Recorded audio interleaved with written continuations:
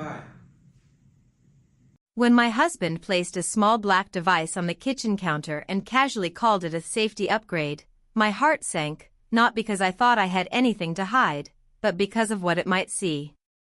It was a strange, hollow fear, a fluttering deep in my stomach I couldn't explain. The thought that something, even something as lifeless as a camera, might watch me unsettled me in ways I didn't expect. I smiled, nodded, asked if he wanted tea, anything to distract both of us from how stiff my hands suddenly felt. He said it was nothing, just peace of mind. But when his back turned, I caught my reflection in the darkened window, a woman who seemed suddenly foreign to me, as if the walls of our home had begun listening. That was the first moment I felt it, the crack in the ordinary life I thought I lived. And the crack only widened when my nephew arrived the next day, his suitcase rolling across the same floor that device now faced. I didn't know then that one small yes, one word spoken without thinking, would unravel everything. But before I tell you what happened, I need to take you back to that first morning, to the moment when something that seemed so ordinary became the start of something I can never undo. The morning he arrived, the light in the kitchen seemed different, not brighter, not softer, just heavier, as if it had weight. I heard the sound of the car door outside, and then the quick, uneven footsteps up the path. When I opened the door, there he was, suitcase in one hand, a bunch of flowers in the other. Cheap daisies, a little wilted around the edges, but it wasn't the flowers that struck me, it was his smile. Easy, familiar, like someone who belonged here. Just for a few days, he said, rolling the suitcase over the threshold as though those few days couldn't change a thing. I told myself the same thing. My husband barely had time for greetings before he left for work, kissing me on the cheek and patting his nephew on the shoulder like he was passing a baton. There was comfort in that ordinariness, him putting on his shoes, herding himself out the door with his usual hurry. But the moment the door closed behind him, the house felt different. I hadn't realized how quiet our life had become until someone else's laughter filled the kitchen. We sat down for tea, and I found myself telling stories I hadn't told in years. Stories about how his uncle and I met, our first apartment, things I'd almost forgotten until his questions drew them out like water from a well. He listened, not the distracted way my husband sometimes did, glancing at emails between sips of coffee, but with a focus that felt warm. The flowers went into a chipped vase I dug out from the back of the cupboard. I stood at the counter, trimming the stems, and he sat at the table watching me, elbows on wood, chin in his hand. That's when I noticed the small details, the way his eyes followed my movements, not in an intrusive way, but with an openness I hadn't felt from anyone in a long time. I reminded myself he was family. That thought should have closed some invisible door, but instead it made me conscious of things I hadn't been conscious of in years. The hem of my dress. The way I brushed my hair back from my face. The silence between sentences. Later, when my husband called from work, his voice was just his voice, steady, even. He asked how we were, if lunch had been made, if there was anything needed from the store. But somewhere in his questions was that same steady reminder, I'm still here. I see you, When I hung up, I stared at the phone a moment too long. Not because of the words we'd exchanged, but because of the quiet that settled afterward, thick and unbroken. It wasn't unpleasant. It was charged. By evening, the house had fallen into its usual rhythm, television murmuring in the background, the soft clatter of dishes in the sink. But even in that ordinariness, I felt it, the first tiny shift. Not a landslide, not a storm. Just a faint, almost imperceptible tilt, like the ground beneath me had begun to move, slowly, almost gently, in a direction I hadn't noticed before. I couldn't have known then how far that tilt would take me. The next morning came softly, a pale slice of sunlight bending across the kitchen table, the kind of morning that should have felt ordinary. But it didn't. He was already there when I came downstairs, barefoot, scrolling absently through his phone while a kettle hissed on the stove. The flowers from yesterday were still in their vase, a little more wilted, leaning like they too were listening. He looked up, smiled, and it was such an easy, unhurried smile that it made my chest tighten for reasons I couldn't name. We talked about nothing at first, about how he slept, about the coffee being too strong, about the way the light came in through the kitchen window at a strange angle. But there was something under the small talk, a current, subtle but steady. He mentioned wanting to see the old photo albums. I almost laughed, it was such a mundane request. Of course, I said, my voice too light, as though brushing away the strange weight that had begun to press on my shoulders since yesterday. I went to the cupboard, digging out the box where I kept things I hadn't looked at in years. The cardboard edges were soft, the tape yellowing. We sat at the table, the album between us, and for a while it really was just nostalgia. Pages turned, we laughed at haircuts that should have stayed forgotten, clothes that looked like costumes. His hand brushed against mine as he turned a page, and I didn't move it away quickly enough. It wasn't even a deliberate gesture, just the natural closeness of sharing a small space. But then the laughter started to fade into pauses. The gaps between our words grew longer, heavier. He pointed at one photograph of me in my 20s, standing next to my husband on the steps of our first apartment, and asked what that day had been like. The question was simple, but it held something else, a curiosity that went beyond family history. I tried to answer, but my voice caught, and suddenly I was aware of how quiet the house was. His eyes were fixed on mine, not forceful, just unflinching. And in that moment, it felt like something tilted again, sharper this time. I could feel the heat creeping up my neck, my hand still resting near his on the table. Then it happened, we kissed, No hesitation, no plan, no thinking ahead. Just a moment that reached out and took us both. I pulled back almost instantly, my breath short, my fingers fumbling to close the album as if the pages themselves had caused it. He didn't push, didn't say anything. He just sat there, his expression unreadable, and that silence was worse than any words. The rest of the morning moved like a strange dream. I found excuses to be on the other side of the room, to busy my hands with dishes that didn't need washing, to talk about lunch though it was hours away. He acted as though nothing had happened, talking about plans, asking about errands, but there was a slight ease to him, as though something had been confirmed. When my husband called that afternoon, I picked up the phone with shaking hands. He asked about groceries, about whether his nephew was settling in. Normal things. But my voice sounded different to my own ears, too thin, too controlled. When I hung up, I stared at the phone again, this time longer, as if the weight of what had happened was hiding somewhere inside it. That night, the house felt smaller. Every step echoed, every chair scrape seemed loud. I lay in bed beside my husband, feeling the warmth of him, his familiar breathing, and I wondered how a single moment at a kitchen table could stretch so far inside me. I told myself it had been nothing. Just a mistake, an impulse, nothing more. But deep down, I knew the day had cracked something open. Something I might not be able to close again. The day after the kiss was strangely quiet, as though the walls themselves were listening. I moved through the house differently, more aware of the way my footsteps sounded on the wood floors, the way the kettle seemed to shriek rather than whistle. Every ordinary thing felt sharper, like the edges of my life had been filed into something that could cut. I kept myself busy that morning, stacking plates that didn't need stacking, folding laundry that was already folded. The small chores I usually ignored became my shield. If my hands were moving, maybe my thoughts would settle. They didn't. He wandered into the kitchen mid-morning, his voice as easy as ever, asking about breakfast as though nothing unusual had happened between us.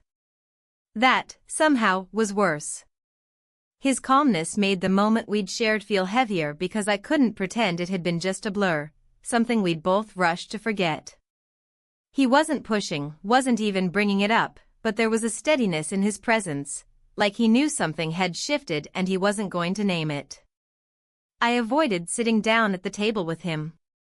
I stood instead, leaning against the counter, pretending to read a recipe off my phone that I wasn't really reading. He asked little things, about errands, about the weather, and each answer I gave felt too quick, too light, as though I was trying to sweep dust under a rug that wasn't big enough to hide it. The strange thing was how ordinary the house felt on the surface. The curtains still moved when the breeze came through the open window, the clock still ticked in that slow, steady rhythm. But inside me, every second dragged like a weight. When my husband called just before lunch, I gripped the phone a moment before answering, letting it ring once more than usual. His questions were routine. Did we have enough bread? Should he pick up milk on his way home? But I could hear myself speaking differently, my voice a touch too controlled, as if I were afraid it might spill something I didn't mean to. After the call, I stood in the kitchen for a long moment, staring at the flowers on the table. They were wilting now, the petals curling inward, and I couldn't shake the thought that they looked like a secret folding in on itself. Later in the afternoon, I caught my reflection in the hallway mirror. I stopped, almost startled by what I saw. I wasn't dressed any differently, hadn't done anything to myself, but there was something in my expression, a kind of awareness that hadn't been there before. I smoothed my hair back and wondered why it mattered so much how I looked when he was around. He stayed in the living room most of that day, reading something on his phone, occasionally calling out a question or a comment. He didn't come into the kitchen much, and I wondered if he was giving me space, or if he just didn't need to. Because no matter what room he was in, I still felt him in mine. That night, dinner felt like a stage play we were all acting in. My husband was home, asking about the day, and I answered carefully, every word chosen like a step on thin ice. He seemed satisfied, but there was a flicker in his eyes once or twice, a quick glance toward his nephew, a pause before his fork hit his plate, that made me wonder if he felt the same tilt under his feet that I did. When we went to bed, I lay awake for a long time, listening to my husband breathe beside me. There was comfort in that sound, but also something else. I thought about the kiss again, not just the kiss itself, but the stillness afterward, the way silence can feel heavier than any words. I told myself it wouldn't happen again. I repeated it like a line from a book I wanted to memorize. But even as I thought it, I felt the faintest doubt creep in, like water finding a crack in the wall. The morning after felt almost staged, as if someone had rearranged the furniture of my life when I wasn't looking. I woke earlier than usual, unable to shake the restlessness that had been building inside me since that first kiss. I found myself wandering from room to room, picking up small objects, a book, a mug, a folded dish towel, and putting them back down without reason, like I was testing whether the world was still in its place. He came into the kitchen quietly, the sound of his steps on the stairs unhurried, almost measured. There was no trace of awkwardness on his face when he greeted me, only that same calm, steady energy he always seemed to carry. I envied it. Inside me, nothing was calm. I busied myself with breakfast, pulling eggs from the fridge, slicing bread, finding ways to keep my hands moving so my mind wouldn't race. But it didn't work. Even the rhythm of the knife against the cutting board reminded me of the moment when the silence between us had become too heavy to ignore. It was halfway through that breakfast that he asked it. His voice was casual, almost offhand, but the question seemed to land with an extra weight. "Can I ask you for a small favor?" I didn't even pause. I nodded automatically, the way you do when someone asks you to pass the salt. "Of course," I said, and only then did I look up. He told me what it was. At first, I thought I'd misheard because it sounded so innocent, almost mundane, yet something about the way he phrased it made me freeze. It wasn't the kind of request that would raise eyebrows to anyone else.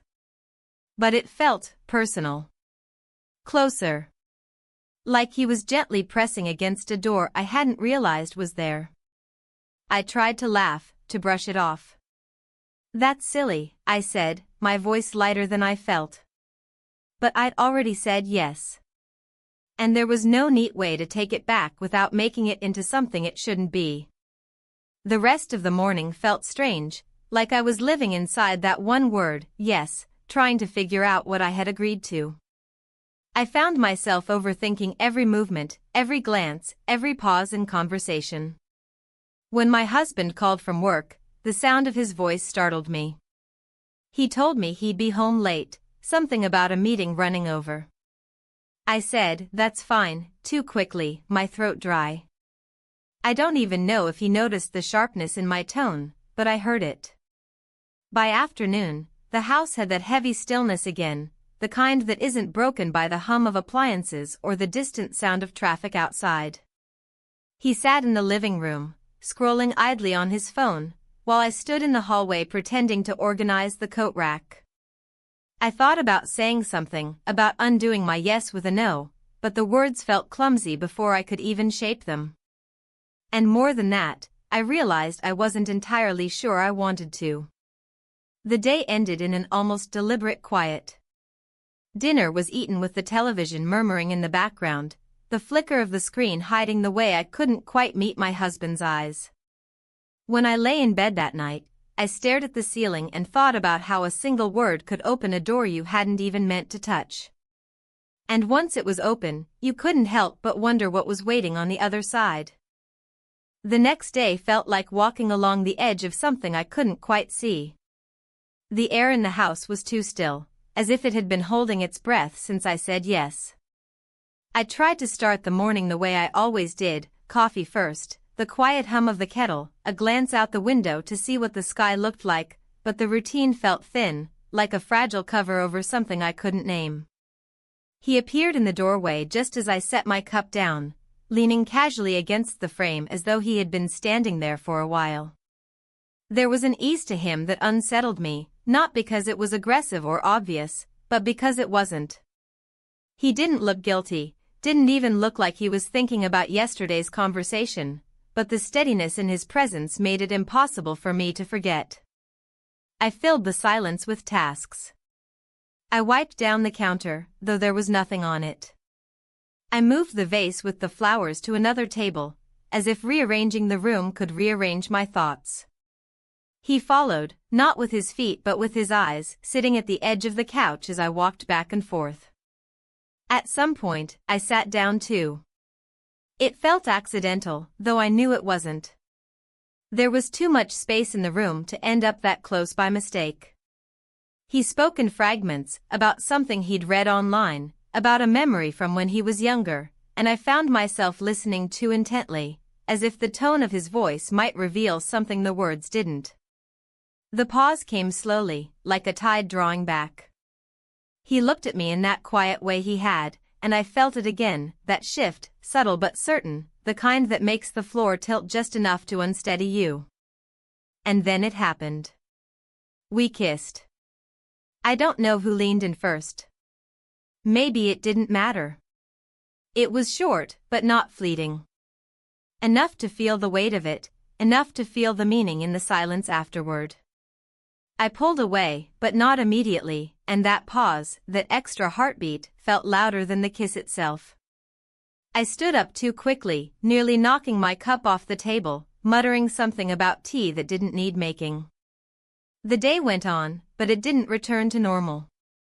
I noticed things I hadn't before, the way he stayed in the room longer than necessary, the way he let his fingers linger on the back of the chair as he passed. When my husband came home earlier than expected that evening, it startled me. The sound of the door opening felt like a door slamming.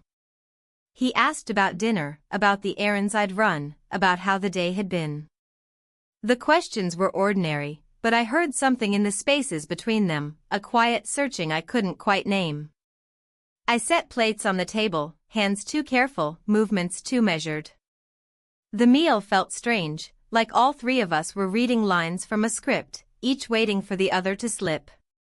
That night, when we went to bed, I lay awake long after my husband had fallen asleep. The room was dark, but my thoughts weren't. I kept replaying that kiss, not just the feel of it, but the fact that it had happened again. The first time might have been a mistake, an impulse. But the second time? That meant something. And as I stared into the dark, I wondered if I had already crossed the point where meaning could still be undone. The morning after the second kiss felt different from all the others, heavier in a way I couldn't name. I woke early, staring at the ceiling, the familiar patterns in the plaster blurring as my mind chased too many thoughts at once. There was no undoing it now, not in my head at least. The second kiss wasn't just an accident, and that truth sat in me like a stone I couldn't swallow. Downstairs, the house looked the same.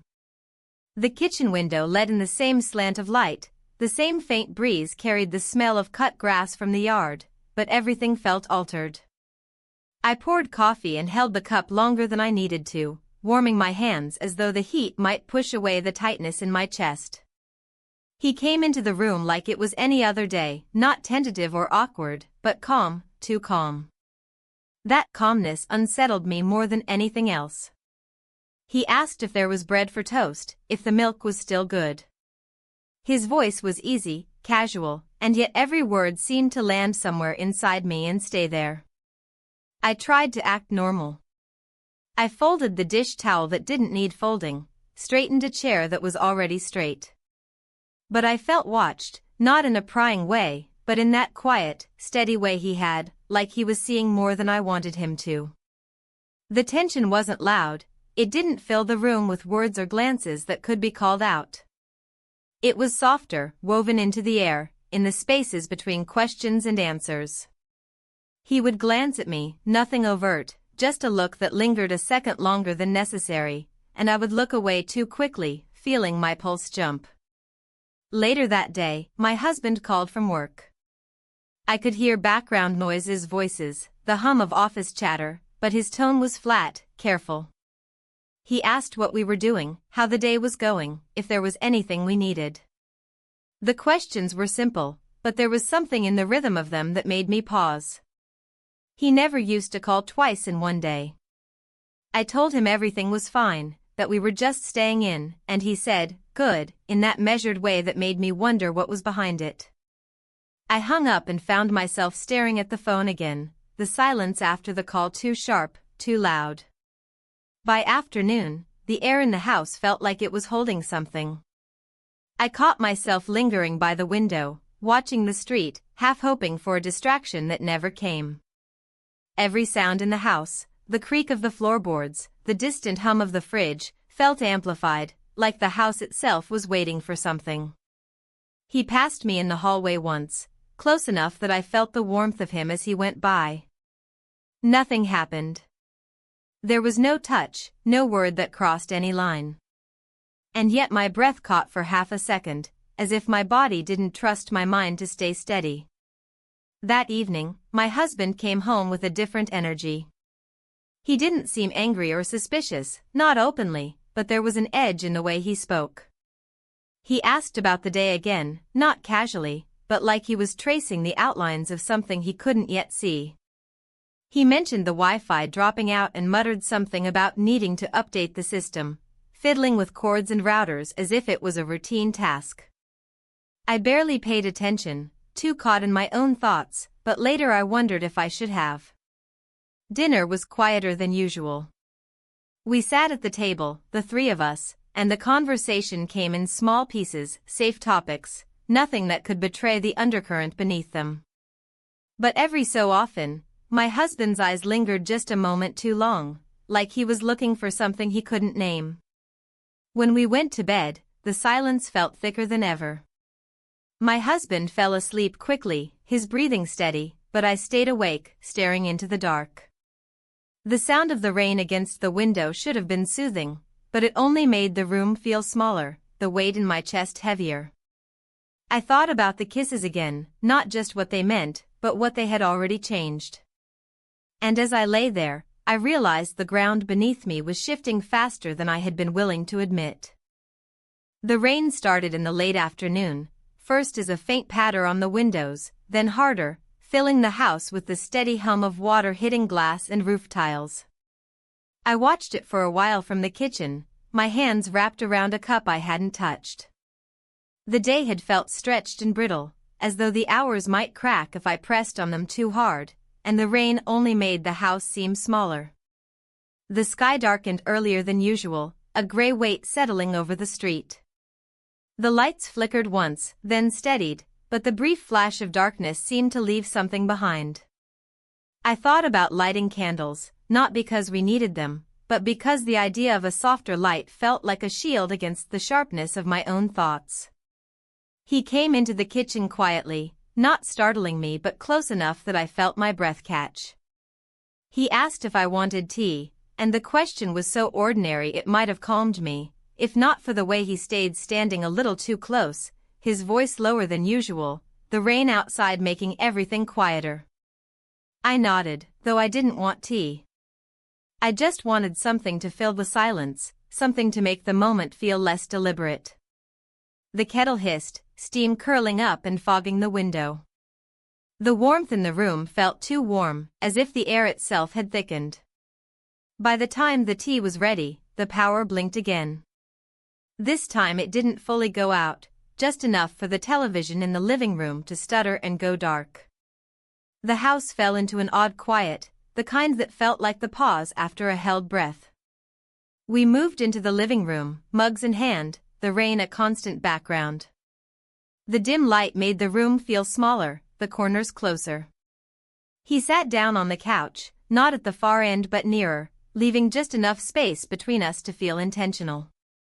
I told myself to get up, to busy myself with something, anything, but my body stayed still. The sound of the rain grew louder, filling every gap in the room. He turned to look at me, not urgently, not with any expectation, but with a steadiness that made my chest tighten. It felt like the air shifted then, the balance between us tipping again. I don't remember who moved first, or if either of us really moved at all. But when it happened, there were no words, no thoughts that came first. That night, we spent the night together. Afterward, the house felt impossibly quiet. The rain slowed, then stopped, but the silence it left behind was heavier. I sat for a long time, my hands curled into each other, my mind a tangle of things I couldn't pull apart. When I finally went upstairs, my husband was already asleep, his breathing steady and even, as though nothing had changed. I stood in the doorway for a moment, looking at him, feeling the weight of what had already been set in motion. I lay down beside him, the mattress familiar, the room the same. But nothing in me felt the same. Every breath, every beat of my heart seemed louder in the dark, as though my own body was reminding me of the truth I could no longer unmake. The morning after that night began with a quiet so sharp it felt like a blade. I woke before dawn, staring at the ceiling as the faint light crept along the walls, my body still, but my mind a storm I couldn't calm. There are moments in life you can't reverse, and this was one of them. Every thought circled back to the same point. What had happened couldn't be unwritten, no matter how I tried to frame it in softer words. Downstairs, the house looked unchanged, as if the walls hadn't seen, as if the furniture hadn't felt the weight of what had happened. The flowers on the table were nearly gone now, petals scattered like small reminders of time passing. I stood in the kitchen longer than I should have, staring at the chipped mug in my hands, not tasting the coffee I kept sipping. He came down later than me, footsteps slow, unhurried, and for a moment, it almost felt normal, two people moving through a house in the morning. But it wasn't. His presence filled the room differently now. He didn't speak much, and neither did I. Every word I could think of felt too loud, too fragile to say. I moved through the motions of the day, but the motions felt hollow. I washed dishes that were already clean, refold laundry that didn't need folding, all to keep from sitting still, because stillness meant thinking, and thinking meant feeling the weight of what I had done. When the phone rang, I startled like I'd been caught doing something wrong. It was my husband. His voice was calm, too calm. He said he'd be home later, mentioned some errands, nothing that should have meant anything, and yet it did. Something in his tone lingered after I hung up, a note I couldn't name but couldn't ignore. I looked at the phone in my hand for too long, my reflection faint in the black screen. I thought about calling him back, saying something, anything, to fill the growing space between us. But I didn't. All day, the house felt like it was waiting. The rooms were too quiet, every creak of the floorboards sounding like it might give something away. He stayed close but not too close, moving through the same spaces I did, sometimes brushing past me in a way that didn't look like anything but felt like everything. I kept thinking of my husband's eyes. The way he looked at me across the dinner table, the way he sometimes paused mid-sentence as if trying to read me. I wondered if he already knew more than I thought, if he could feel the same shift I felt but hadn't found the shape of it yet. That evening, he called again, just to say he'd be late. I told him it was fine, but my voice didn't sound like mine. After the call, the silence pressed in again, thick and unforgiving. Dinner felt strange, even though it was just the two of us at the table this time. I couldn't look him in the eye for long. Every glance felt like a question I wasn't ready to answer. When I finally went upstairs, I stood in the doorway of the bedroom for a long time before I could make myself walk in. My husband was still out. The bed looked the same quilt folded at the end, the same dent in the pillow where his head would rest later. But I stood there feeling like a stranger in my own life. Lying down that night didn't bring sleep. I closed my eyes, but all I could see were the pieces of the past few days, the glances, the words, the moments that had led me here. And I knew, with a clarity that hurt, that I couldn't go back. The day my husband came home with that look in his eyes, the air in the house seemed to shift. I heard the door close, heard the weight of his footsteps, and even before I saw him, I felt something settle deep inside me, a sense that the balance of everything I had been holding together was about to break. He didn't say much when he walked in, not at first. He set his keys on the counter, took off his jacket slowly, the way you do when you're buying yourself time. His silence felt heavier than any words could have. I stood in the kitchen, hands damp from washing dishes I'd already cleaned twice, and watched him, waiting for something I couldn't name. He sat down at the table, not in his usual chair, but in the one across from me, the one that left nothing between us but the wood surface and the space I couldn't seem to fill. From his pocket, he pulled out his phone, not with the absent-minded gesture of someone checking messages, but with a deliberateness that made my stomach tighten. When he turned the screen toward me, my breath caught. I didn't understand at first. There were shapes, movements, the grainy flicker of an image, and then suddenly, I understood everything. It was us. Not long, not much, but enough. Enough to see, enough to know. He didn't shout. He didn't accuse. He didn't even ask a question.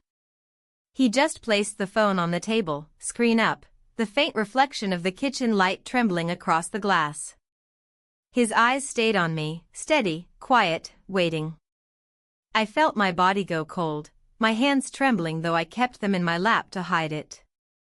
Words formed in my mind and dissolved before they reached my mouth. Apologies, explanations, denials, they all felt too small, too fragile to hold the weight of what had already been done. The silence stretched, thick and unbearable.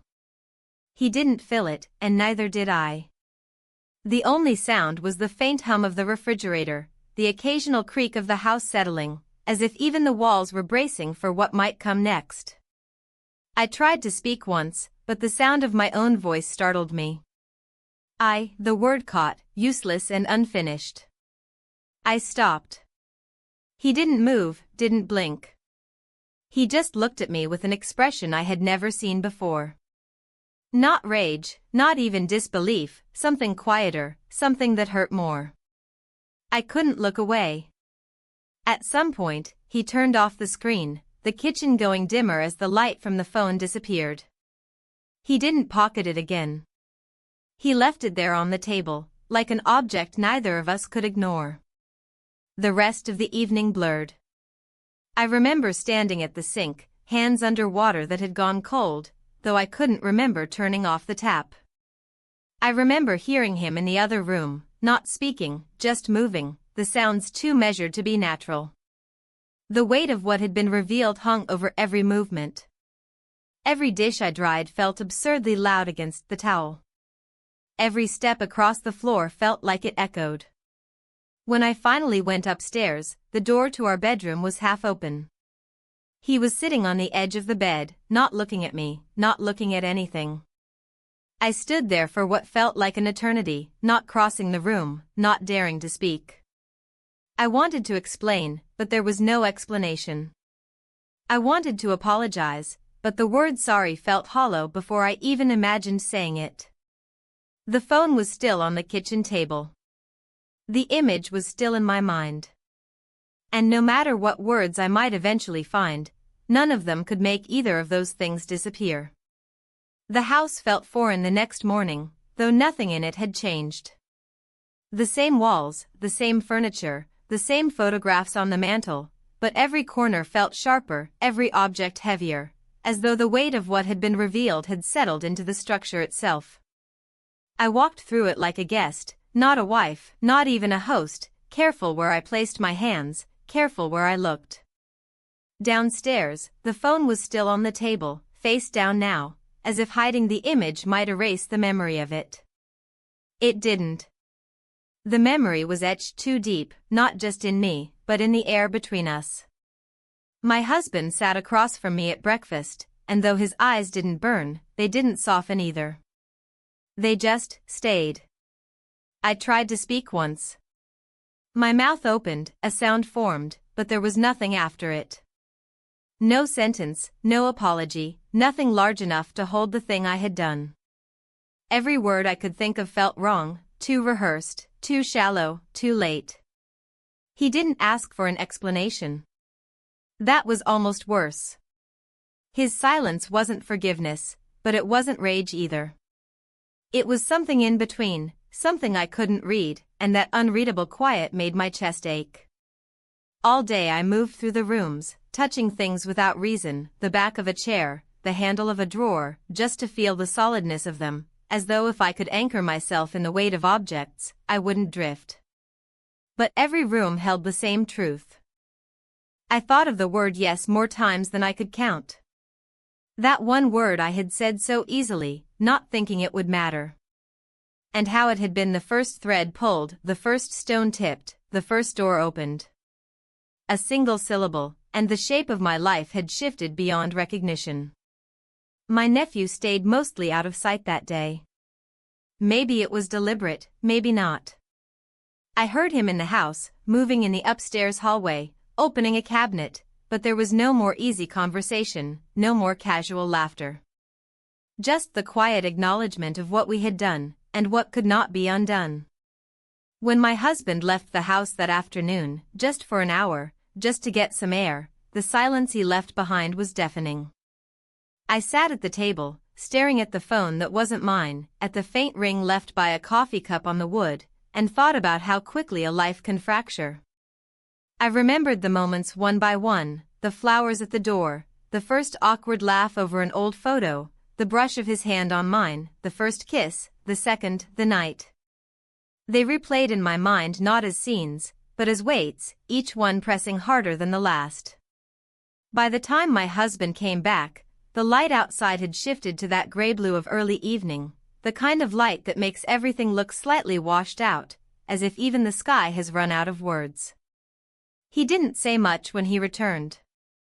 He didn't need to. The space between us said enough. That night, I lay in bed beside him, the mattress familiar, the room familiar, but nothing inside me was. I stared into the dark, hearing his steady breathing, and felt the quiet stretch out, vast and final. I thought about how easy it had been to say yes. And how that single, ordinary word had carried me here, to this silence, to this version of myself I barely recognized. There would be no neat ending, no quick mending. Only the echo of that one word, and the knowledge that I could never take it back. Bye.